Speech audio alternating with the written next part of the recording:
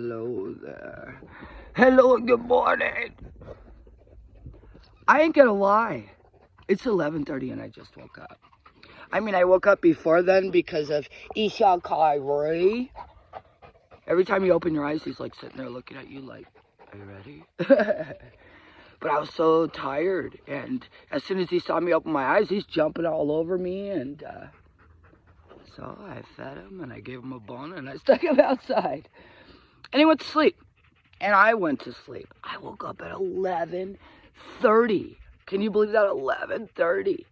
I didn't drink or anything. I mean, I had this little teeny thing. It was like a mixed drink that I mixed with ice. But I stepped on it one time, and then I stepped on it another time. When they pulled up, it was just like so fabulous. It was like, oh my gosh, yes. I didn't cry when they left either, which I'm really surprised about. We had a fabulous time. I mean, we talked and talked and talked and reminisced around the fire, and even her husband, you know, after they had been there for a while, went down and got us some pizza. Fuck yes. I've only had one pizza in like, I don't know how many months is this, 100 and something days or 150 something days or whatever. It was fabulous. I mean, I can't even tell you. I was like, oh my gosh, this is so great. And I only expected them to stay a little bit. And then, you know, they're putting big old logs on the fire. And I'm like, are you guys, like, you guys can go whenever you want, just so you know, like, don't feel like you have to stay. And they're like, well, as long as we're home by midnight. I was like, fuck yes. And like the whole time I was like, I can't believe you guys are here. I can't believe you guys are here. Because it was just so great. And we really didn't talk a lot about the situation. We talked about, you know, like positivity about the future. So I don't really want to talk about it right now because I'm so fucking tired still. And I haven't done anything. I just had to wake up first thing is take him and run him. And he's not even done running. So he just got one of the balls. So I'm like, I'm going to do this video. They brought me a shovel because I told them the worst thing ever is when you have to use the restroom and you're out of plastic bags. And I'm not out of plastic bags, but I was for one day. And she's like, well, what do you do then? I said, well, you're supposed to dig a hole. And so they brought me a fucking shovel. So if I start getting close of running out of bags, I'm going to dig myself a couple holes and send them pictures. But I probably wouldn't do that. I'd probably just hold it in. And I know that's disgusting, but whatever. It was just fabulous, you know, bringing up old times and seeing pictures of our children. Their children are like so much older. You know, they were like babies before. And they don't live that far away. So they said that they're going to come again. I'm like, fuck, yes. And I know they had a good time like I did. I mean, I know that they did. We were smiling the whole time and laughing the whole time. And it was just fantastic. It's exactly what I needed. Exactly. And although I didn't cry when they left, I kind of feel like crying talking about it now. But I just woke up. So I've got to really work on gratitude. I got to really drink some coffee. I got to really get, even though it's probably going to rain again, do you see? I need to get the solar panels out. And I really, really couldn't be grateful. To my friends and family members that were messaging me yesterday, I just put my phone away. It was on the hood of the truck when it wasn't raining, because I didn't want to look at it. You know, I felt like that was rude. So to all of you, I was rude. So I'm sorry. That's the reason why I'm doing this video. Sister Audrey, Robert, I don't even know who else. My brain's kind of fried because I just woke up. But, you know, when I picked up my phone, I saw that they were, you know, that there was messages. Jenny, sorry. Because my friends were excited that I was going to have a visitor. So, couldn't feel more blessed this morning. And like I said, we didn't talk a lot about the situation But we did talk about options for the future. And no, it's not to stay with them or anything. But they're pretty much saying, because they live in the snow, but not like this snow, that I'm not going to be able to stay through winter here. So I'm not worried about it right at this moment. There's still like a lot of investigation I need to do regarding if I can stay, and if I go down farther, will there not be so much snow, and can I be like on the side of the road, because I know that they don't plow the forest roads, and there's just still like a lot of things that I need to do regarding that. But I mean, it's still September, and I really have to stay out here until October, when I'll make the next right move. And there's a possibility of a great next move to a different city that has the woods, and I ain't gonna lie, I do not fucking want to live in an apartment the rest of my fucking life. I don't. I've been a single parent for 15 fucking years, paying all this rent, working at jobs that were causing me stress. I really just want to, and I know this sounds selfish, but it shouldn't. I really just want to get a cheap pop-up to get me through the summer, or an old beat-up RV, and just kind of put it on Craigslist or whatever. Like, does somebody have some land so I can, pay you a portion? I need to work in service. It's as simple as that. And he needs to be able to run. And working in service is as simple as that. 53 years old, and I've lived a really hard life. And I don't mean hard because, well, actually hard.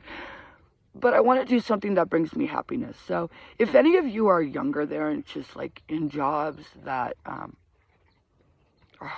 are just hard to get up to, do a job that you can't wait. And that's what I want, And I'm not being selfish about it. Sometimes my heart breaks so bad, I feel like I'm going to have a fucking heart attack. And my dad died of a heart attack and early.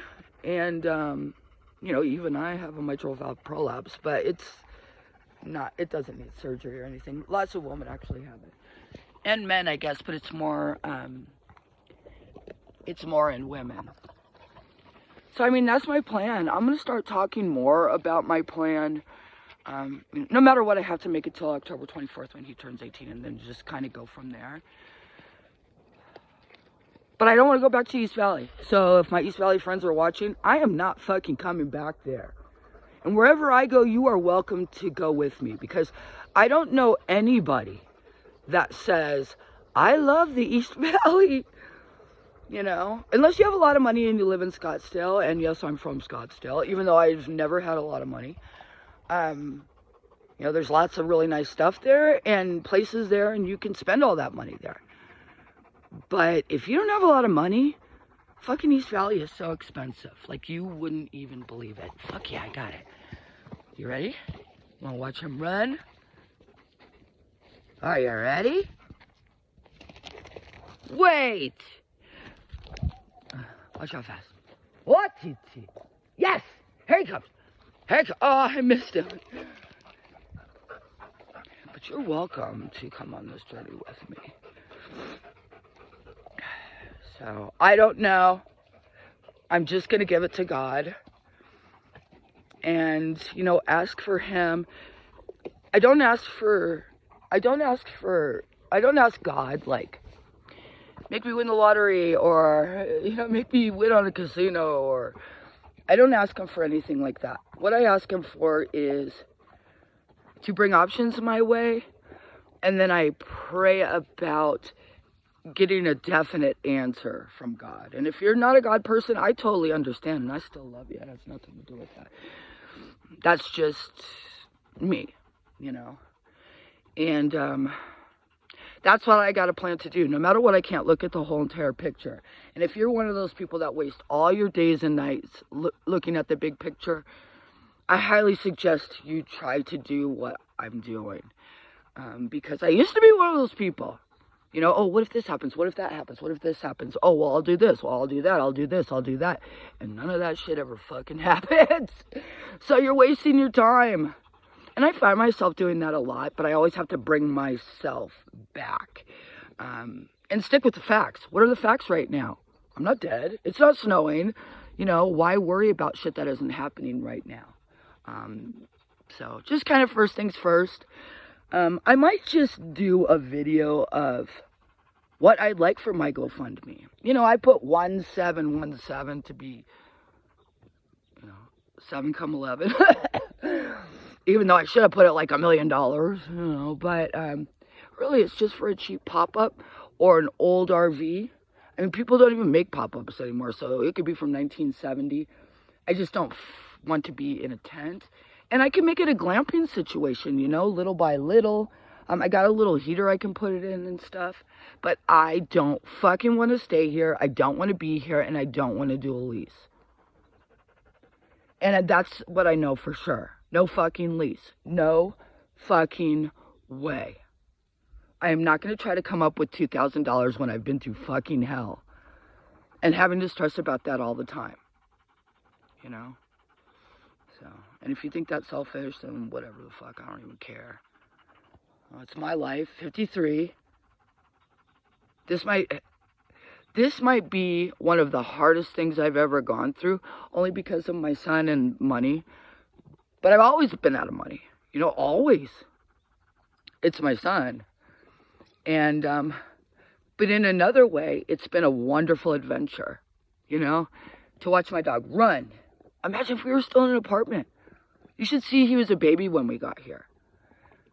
For him to run, for me to smell trees and to be able to walk, and not have to drive 50 miles to get to some place to walk in the East Valley, unless it's around the street. Every day I'd go around the street, every single day, because that's the only way that I'd stay alive. Otherwise, I'd be sitting in a chair and sitting in a chair and sitting in a chair, in pain, in lots of pain. So I need to do what's best for me, and all I know right now is I need to stay until my son turns 18 at the end of October, and I know that I'm not going to do a fucking lease. I'd rather go down to where it's warm and fucking just, live there. Because the East Valley's winters are like it is right now.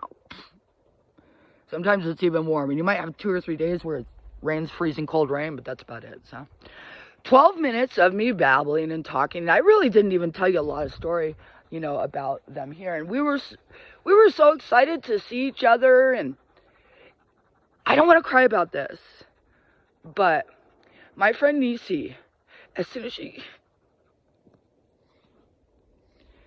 this is not self-pity. This is gratitude. I'll never forget when she came out of the truck. And she hugged me. And it wasn't just like a little hug. Like, she hugged me really tight and she didn't let go. And that meant the world. And it meant the world with a hug goodbye. And it meant the world with we will be back. So I'm just grateful. And I'm not going to fucking cry. And Niecey, if you're watching this, thank you so much for the big hug. And you have soft, spongy boobies, and you're lucky, because I don't. Anyways, you guys, thanks for listening. Fucking 13 minutes. Let me go to 14. Well, I should just embrace the unlucky 13, right? As I don't know, I'm just fucking talking. I gotta eat. Okay, have a great day. Bye.